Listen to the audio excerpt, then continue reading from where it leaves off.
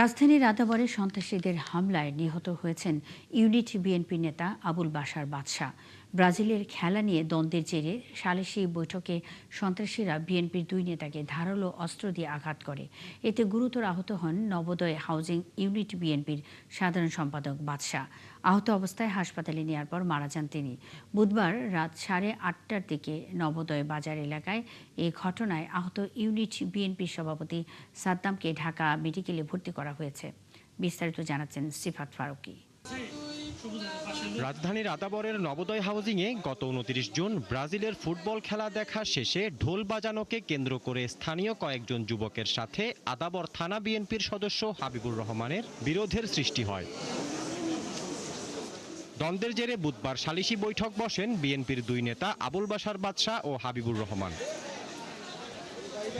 অভিযোগ ওঠে, সালিশি বৈঠক চলাকালে রিপন, নীরব, পারভেজ ও মাসুম নামে কয়েকজন ধারালো অস্ত্র নিয়ে হামলা চালান। এতে হাবিবুর রহমানের পক্ষের সাদ্দাম ও বাদশা গুরুতর আহত হন।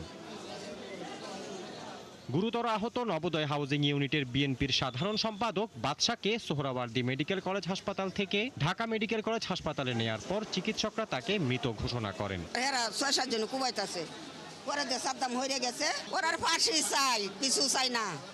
রঞ্জুর, মাসুমের, রবিনের, রিপনের, মিরাজের। আমার ভাই যখন দৌড়ে গেছে, এর মধ্যে দোকানে গিয়ে বলে বন্ধটা আমার বাইরে চুরি দিয়ে বাড়াইয়া ওকে মানাচ্ছে, আমি দৌড়ে গিয়ে আমার বাইরে ওদের দলকে শিকায়ত দেওয়া হয়েছে।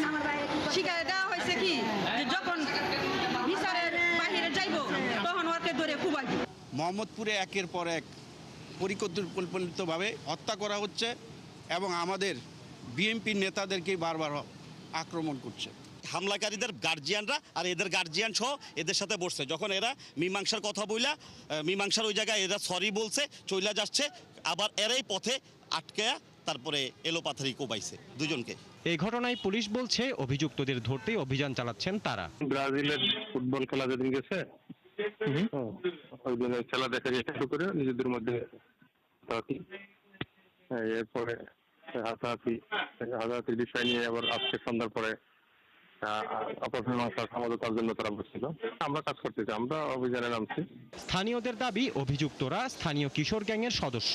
তবে এ বিষয়ে অভিযুক্তদের বক্তব্য পাওয়া যায়নি। সিফাত ফারুকী, ৭১, ঢাকা।